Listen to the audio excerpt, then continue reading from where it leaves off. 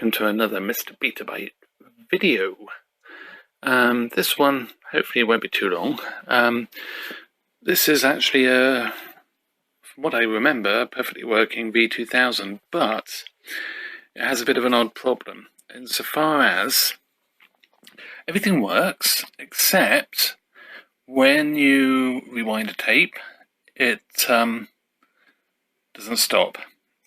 So basically with the V2000, the tape is split into two parts, an upper and a lower, and each of those parts relates to which side the video is being read from, and the beginning and end of the tape has half of the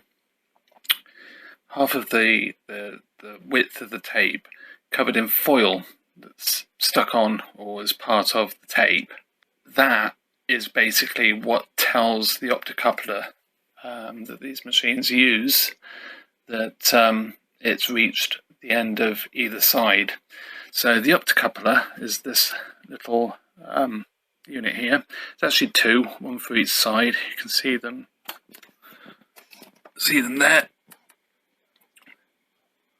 So you've got the light source, which is infrared, and then you've got a pickup, and as the foil goes past this, it reflects light back, and it triggers the system control to do whatever, which is stop in this case.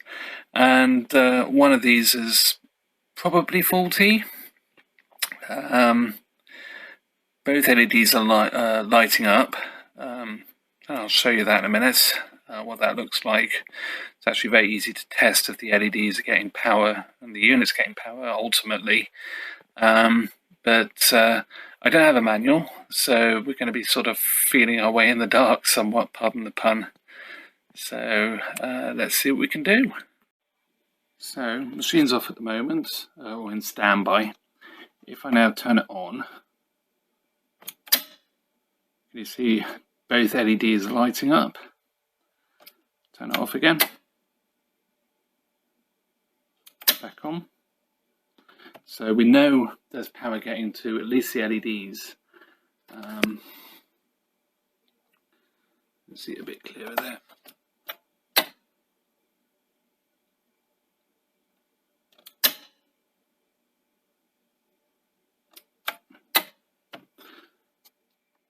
So the sensors and LEDs actually come back to this connector here, and I have already done just a quick test, and it does look as if a voltage is going up when I cover both of the sensors with a silver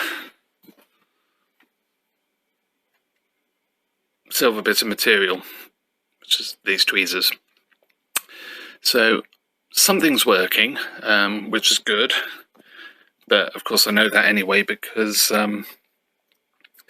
fast forward is fine, it's just rewind. We know the LED is fine, so my guess is probably one of the optocoupler is actually not working as it should. Bit of a pain with Grundigs, and so far as if there's no tape in there and you take it out of standby, it stays on for 30 seconds or so and then goes back to standby. So it's sort of a bit frustrating when you're trying to test it. So I've actually got a tape. It's a test tape anyway, but it's the one that it broke when I first tested the machine. So I'm going to put that in. It's quite happy with having a tape put in that doesn't have any actual tape across it. So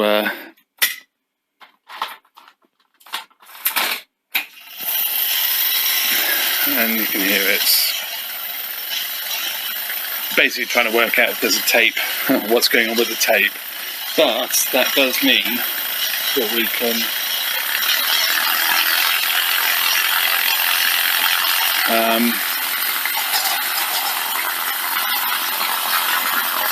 just test what's going on. So the sensors move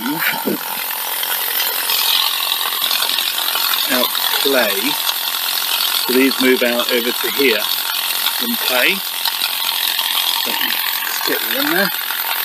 But in rewind, obviously it's not.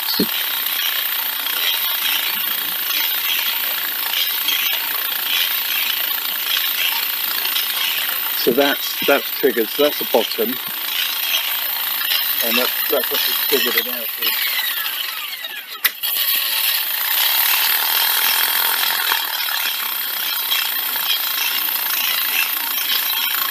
So that's actually triggered it out of fast forward by covering the bottom one. So now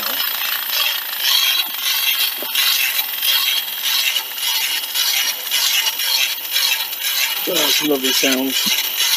Just covering the top one, and nothing at all. And one thing I might do, because I can see it's quite dusty in there. I'm not doing this very well, am I? I might just actually give it a clean first and just see if that does a trick. Otherwise, we'll take out the. Oh, it's noisy, isn't it? We'll take out the sensor itself and have a look at it, and then trace it back.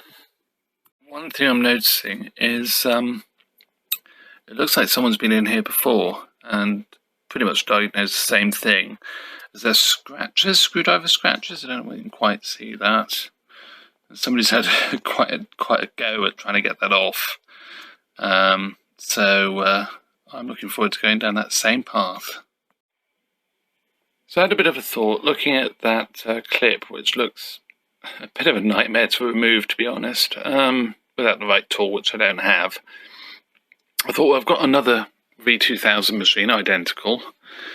So I thought I'd borrow the unit feed from the other machine and just test it to see if it is actually the unit itself, or whether it's an electronic problem on this board. So we'll give that a try and see how we get on. So I've tested the theory, and it does look as if the optocoupler is actually the light sensitive LED, little b, is faulty. So what I was getting 2.37 volts ish on each output, and when I covered it over with the mirrored surface of the tweezers on both, with the good one from the other machine, I'm getting 5 volts back. On the other one I was only getting 5 volts on one of the outputs. So the rewind one is the brown wire, what I understand from what I've worked out, and the red one is the fast forward one, if that makes sense, and obviously play. So yeah, this is 5 volts in, the yellow one. So yeah, I think what I'm going to have to do is I'll probably rob it from the other machine for now, because I've got a relay problem with that one, and it's going to take me a bit of time to sort out. I have cleaned the relay on the other one, but it's still not happy, so I don't mind nicking the unit from that for now.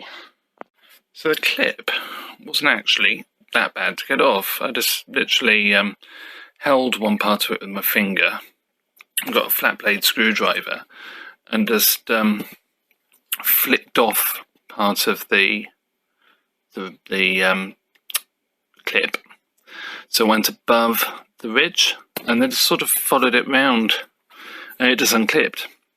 So that was actually much easier than I thought it was going to be.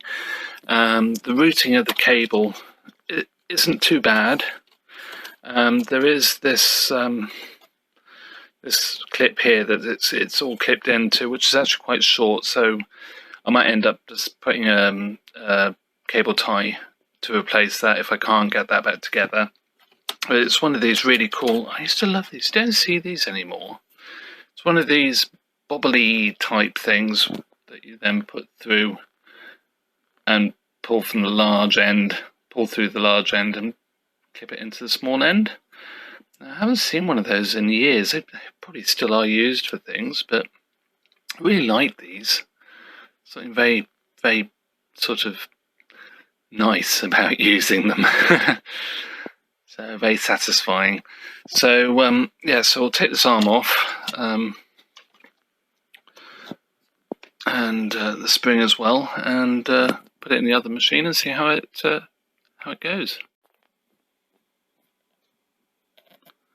Cable tie on this one, so I don't feel so bad if I have to replace it with a cable tie. So I'm going to try and video it. I'm not doing very well with videoing things at the moment. So it's actually the clip here that we're going to take off. So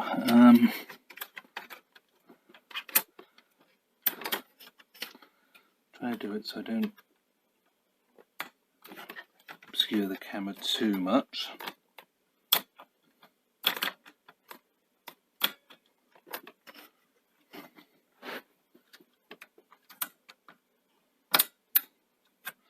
So I've just got that slightly over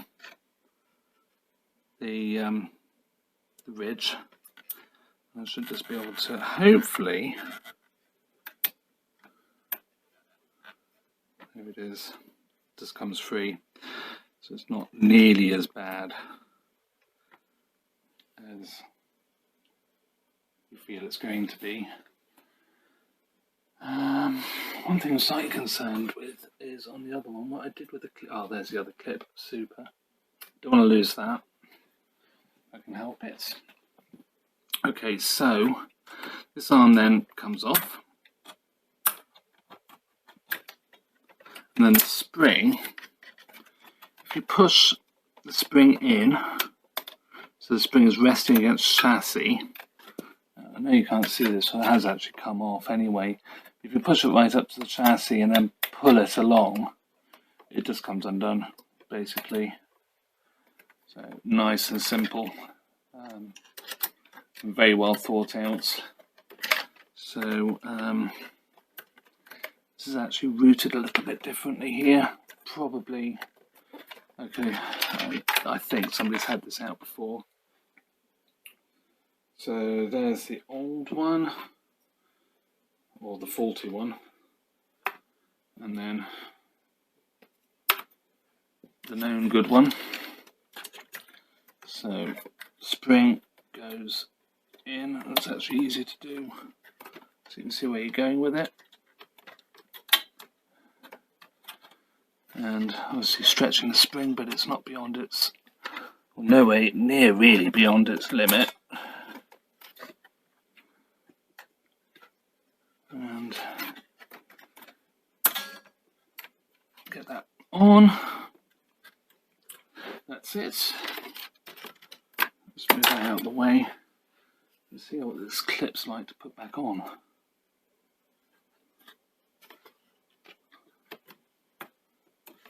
I don't know why I think everything with these machines is going to be really difficult. And maybe I shouldn't be saying this now, because I might find out that this is going to be more tedious than I'm expecting. But I took it off by getting it started and then flicking it on. Yeah, nice. Okay. So on the other one, just went in there, and then this seemed to snake round over the top of it.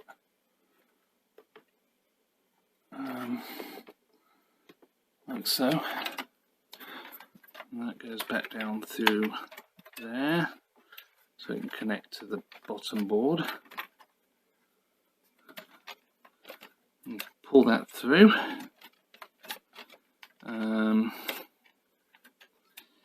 Am I going to bother putting a cable tie on there now? Am I that confident? Well, to be honest, it's not going to make much difference for testing, so I'll leave it for now. But yeah, and I have to just test the other unit.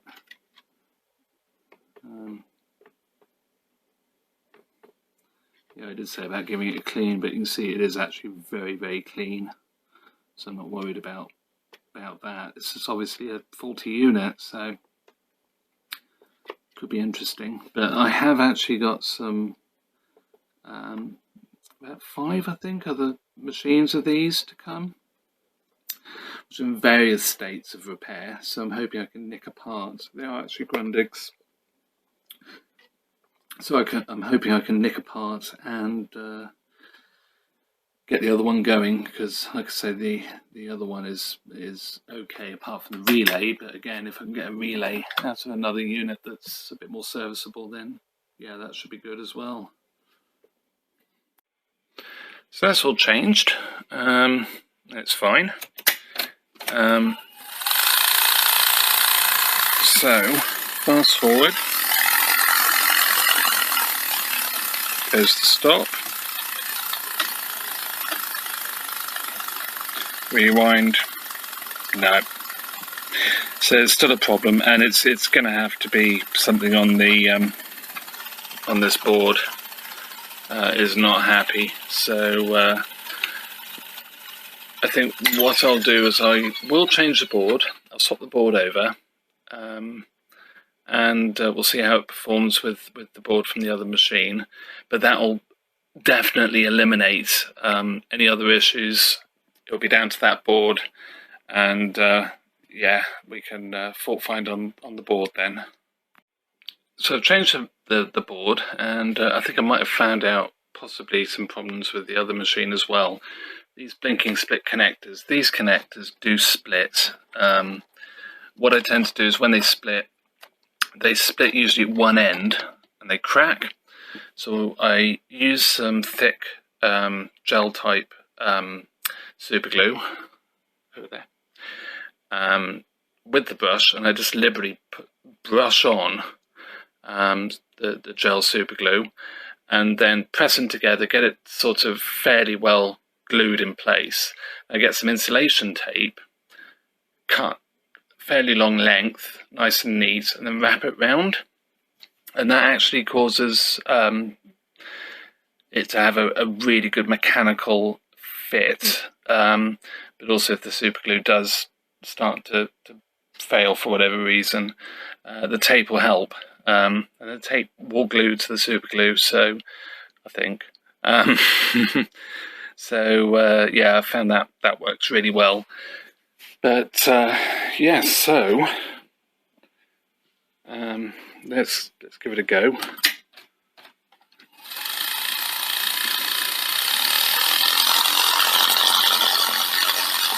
There's the sensor.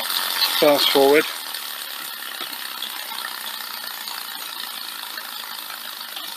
There's the sensor. And that works. It's working well.